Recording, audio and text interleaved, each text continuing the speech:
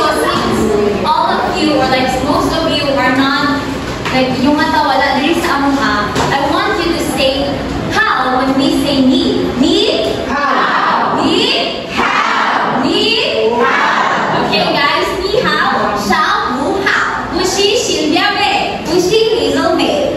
And today, we will explore Chinese creation myths, stories that will explain to us how the universe and humans were created. So we have here the creation of the universe and human beings. So today, these myths have changed over time because of history and culture. We will see how they were recorded, modified, and preserved. So at the end of this discussion, we will understand their importance and how they still influence Chinese culture today. So Chinese myths have not always stayed the same. So who among you here nakabasa sa ato ang story about the Chinese mythology? Oh, sige. So ubay-ubay. Wow, bagay kaayo mo nga nakabasa na ani. So Chinese myths have not always stayed the same now. During the Qin dynasty, many old stories were lost when books were burned. So ang mga books during Qin dynasty is gibang sunog. So kinsa man tong king day, kinsa tong mga king ang nagsunog? Tong first king sa China. Yes, sa Qin dynasty. But later, the Han dynasty, brought back these myths, but they changed them to much confusion ideas. Imagine nila ang dami kayo confusion na ideas, na beliefs, like respect for family and balance in life. Even with these changes, many of the original myths survived because they were passed down by words of mouth, meaning, Next. So the Han dynasty, the Han dynasty plays a significant and big role in preserving or in saving the Chinese myths because they wrote down stories for ordinary people, not just the rulers. But however, they also changed the myths to match the confusion belief na katong iiwan din ha. Tapos, they focus on respect, culture, and harmony. Tapos, they work together to shape the Chinese mythology as we know today. Yes, and today we will discuss 3 important creation myths in Chinese culture. So, kanina sa Chinese myths, tulo ni siya mga story. Unlike sa mga ibang isarahan ka story din, mga tag-as, katong Japanese story, sana po dito ka story. Kining Chinese mga stories, tulo ni kabuok na mga gods or goddesses ang ato ang i-discuss karon. So first, we have Yin and Yang, which represents balance in the universe.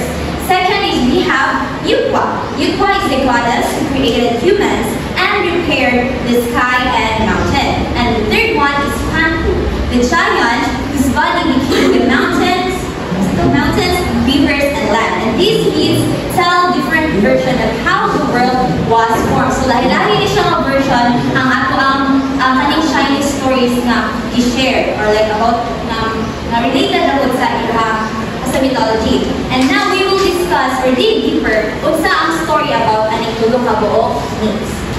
So here the idea of Yin Yang explain how the universe was created. Wait lang. Kani, diba? If nagbasa mo ato, what is this white represent? Who represents this white? Yes, Yin. Yin. And it's black or what? Yeah, yes. So, diba, it all started with the chaos. Diba, from that chaos, ipanganak ang duha ka gods. And that two gods was Yin and Yang. Very good. Yin ay Yang, which is light and active, and Yin is dark and passive. These two forces work together to create balance in nature. They influence everything from the seasons of life. So here, diba si Yang, light and heaven. Si Yin is dark and earth. They created seasons, elements, and life. And next we have here, who do you think is goddess is? Lupa. Yes, that is Lupa. So Lupa is a goddess with a dragon tail instead of two legs. So she has the body of a human, like the young head, but then it has a young body, while a young down, instead of two legs, she has a dragon tail. And according to legends, she created the first human by shaping them from clay. Kung sa'yo tawag sa katong mga human kaya yung buhay. Kung nagbasa mo, yung itawag na little human. Ano yung tawag sa iyo mga human? Little people, little people. And later, when a great disaster broke the sky, she repaired it using colorful stones, saving the world. And she is seen as a creator and protector of humanity. So later on, atong ma-discuss kung kinsa maning kalipakana or kinsa maning destroyer ang nagbuskag na is earth na nag-create ng bali or i-preserve bali ni yung pa ang universe. Okay. Next is, who do you think kanina goddess?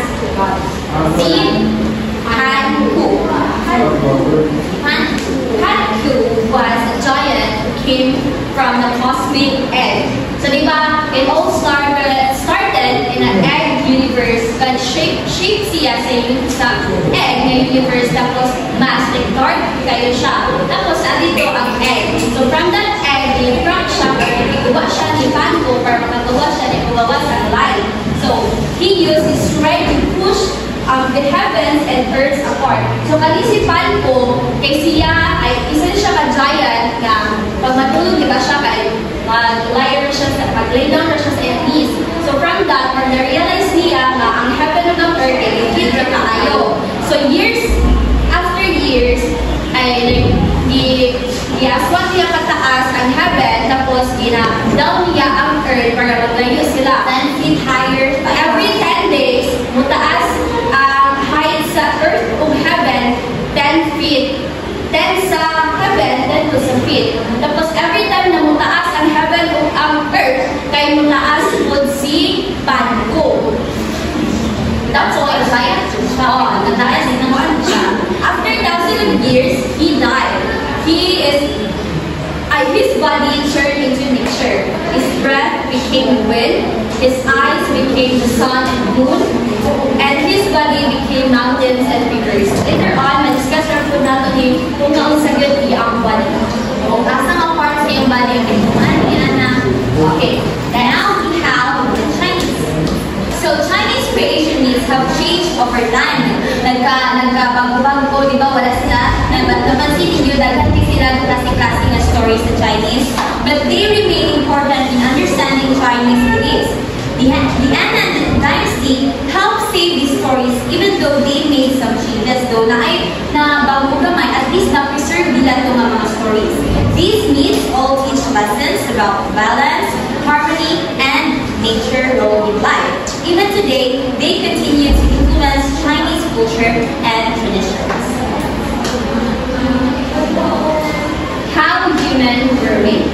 So Nakua had an idea, and to bring that idea to life, Nakua sat down at a yellow river and used yellow clay to shape very little people in earth. Tapos she breathed life into them, and they become the first men and women. However, making the persons by hand was slow and tiring. Sa paghimo daw sa mga tao using sa iyang hands kay mga kapoy daw. Kapoy si Nuwa.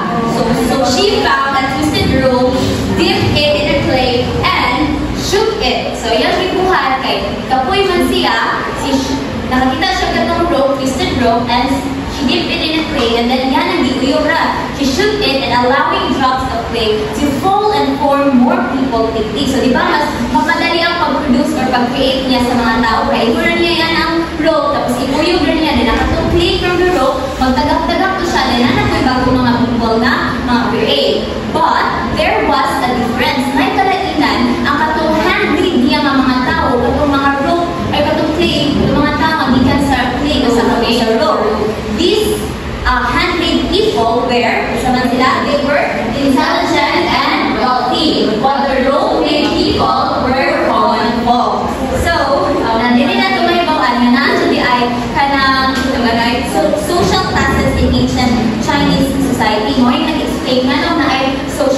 is why there are rich people and why there are poor people. So, mo to ang ilahang story or background story daw. Next. After some time, disaster struck. Abot daw ang disaster. An angry god named Kung Kung fought another god or giant and accidentally smashed into mountains. So, kanina katong na ay si Kung Kung na siya ka-away lain na giant. Tapos wala siya nilanto siya kadutan ba. Tapos smash siya or nagnabataan niya ang mountain causing na nabuslot ang mountain o ang earth. Sky. This caused a hole to open the sky. Fire erupted, nag-erupt ang fire. The rivers overflowed, nag-overflow na ang mga water and rivers. And chaos spread everywhere. And many of Nukwa people drowned, starved, and were attacked by wild animals. Yes. So, imagine nato atong panahon na, so umingon sa nagdiki ang mga funded, there are fires, so mura nag-earthquake, then nanay mga lava ng lawas, then nanay mga tsunami, so gasagod-sagod na dyan, grabe na dyan kagbot sa heaven and sa earth. Kaya di naman ang earth, kung hindi, naggustutan ng po ng heaven. So, basta may kibuhan ni Nukwa. So, Nukwa quickly took action, so she burned seeds and used her ashes to smoother the fire. Then she built dikes to control the floods. So to fix the torrent sky, may may holes sa sky, she melted 5 colored stones to patch the sky. Yan ang igamit to patch the heavens.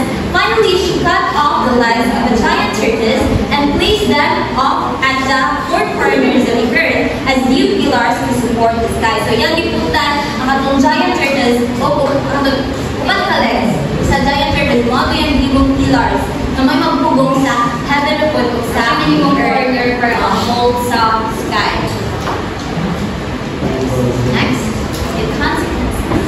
Even though Noah restored balance, she could not fully raise 1/4 of the earth, which is why rivers still flows eastward in China. After saving humanity, Yahuwah continues to watch over her children.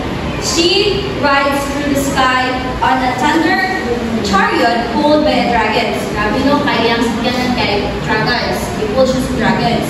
And sending rain to help plants grow and provide for the people. And next, so mato na punta sa kaya mga about people. Before Yahuwah created humans, another myth states how the universe itself was formed. So in the beginning, the universe was trapped in a dark egg-like mass. So ang universe daw, sorry na po na akong ganyan kay katulad ito kay Yahuwah, pero ito kay Panko. So the universe daw was trapped in a dark egg-like mass. So martag ka lang naasa itlog na shape ang mass.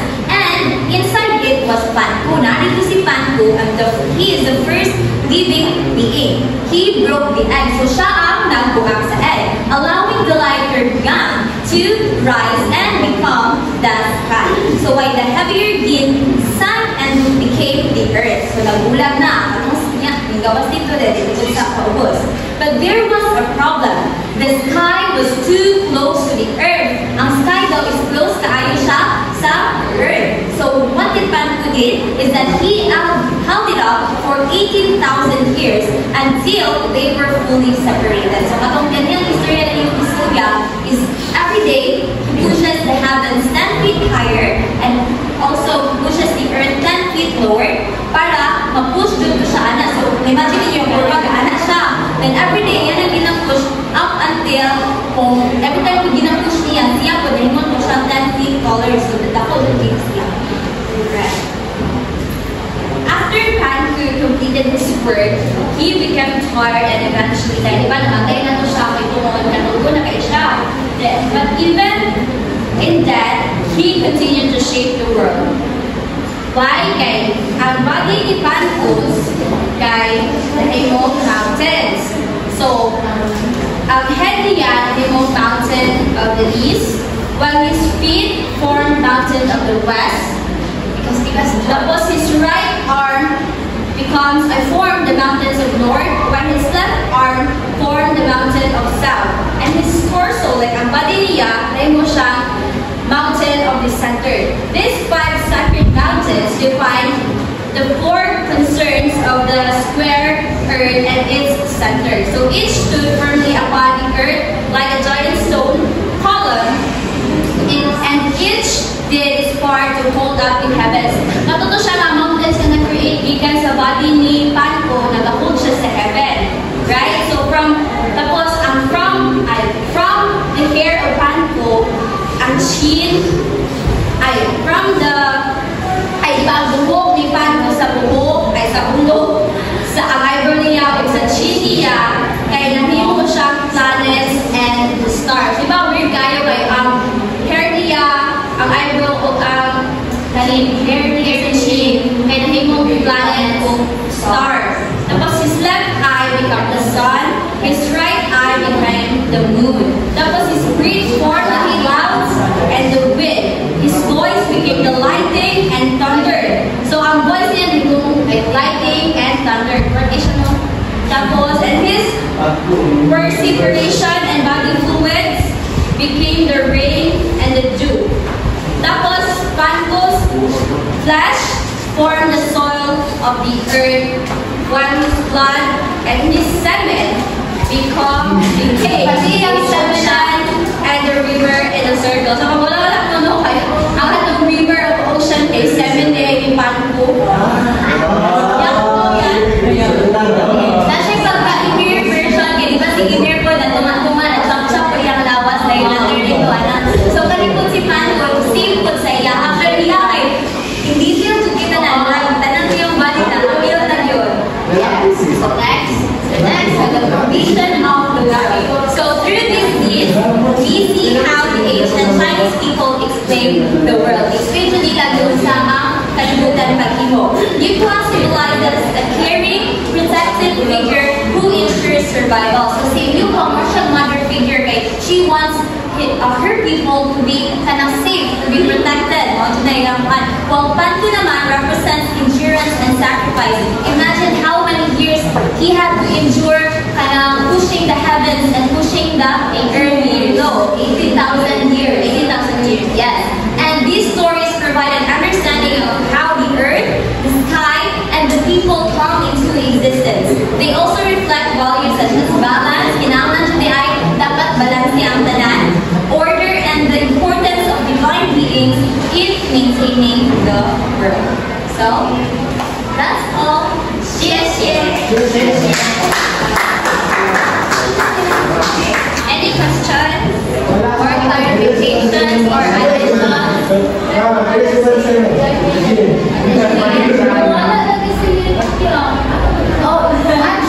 connected rin siya actually ang ilang mga stories or like create siya yung movie. Other mga stories. Like siya, singing, kaya dito na siya sa heavens. Siya, dito na siya sa earth. Nabalik lang sila dito sa story na pinili ni Panko, diba? Si Panko, pag-break niya sa egg, nanggawas daw siya, nanggawas siya. Bali, connected naman ng mga story. Makayo magutakay. Sa unang panahon, naato sila yung needs for stories. But then, kanang sunog mang ito, so na-conflict na ito, or di mo kung akan kung nakita ng tanan. Pero through katong dynasty, na-create nila or nausan nila pa rin, pero na-ay mga changes gamay. Kung kaning mga story ang nagpabilit na nitulo ka mo. Actually, ang story ni Nukwa kay na sa Nimbrag, i-adapt pa po niya ang story ni Panko. Kaya ito mo nag-start ang tanan. Diba? Nag-connect ka lang ito ng tanan. Tama ba mo sa creation mo? Yes. Creation. Creation mo yun. Creation by doon. Actually, ang Japanese, Hindu, may connected pero sa Chinese. Ano sila yung similarities? Any pa? Questions? Differences and similarities sa Chinese, sa Norse, sa Japanese, sa Chinese. Ang difference nila siguro kayo. Ito kong hiyon, diba sa Japanese is nag-focus sa yung one story, while sa Chinese kaya nag-focus siya ng stories na on how the world or the universe humans were created. Dahil puro siya ka-story, walang sa Japanese isa lang. Same lang yapon siya nga. It came from nowhere. Chaos. At isa ka lang sa story, but it came from chaos. Nagkakaroon sa Greek. Sa Kaidaya. Actually, sa Chinese, sa Norse, where nasa sila sa katong sa body kay Ymir. Mga earth, kay creator po siya sa body, di ba sa Norse, sa body ni Ymir. Yan sa Chinese, kay Kanku.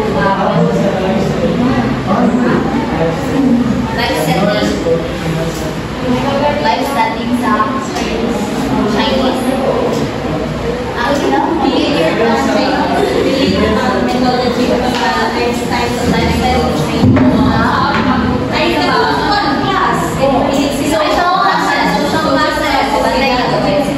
May mga dato na ma-relate pa din sa ilang culture, sa ilang communication. Kasi mong dimension kayo nga, ang river daw, anong nag-flow, gihapon pa dahil karon kay dili ka na na-cover dyan ni Aqua of the cover dyan at pag-destroy. Una, na yung mga parts sa universe, hindi siya totally perfect. At hindi na perfect doon siya, and nabuntang ni Kukong, nag-try niya o tapos, pero hindi siya as perfect as it was.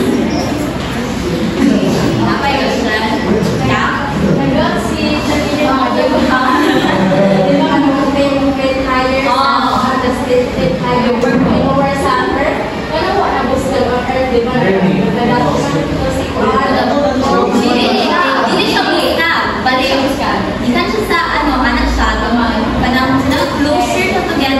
Then nasa sa tunga, tapos iyang anak.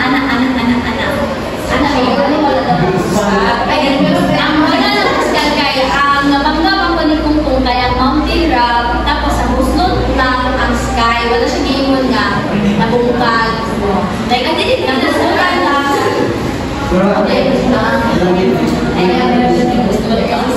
Like, ang pag-push niya, anong dinibuskan yun? Siguro yung palang, careful ba yung pag-push niya?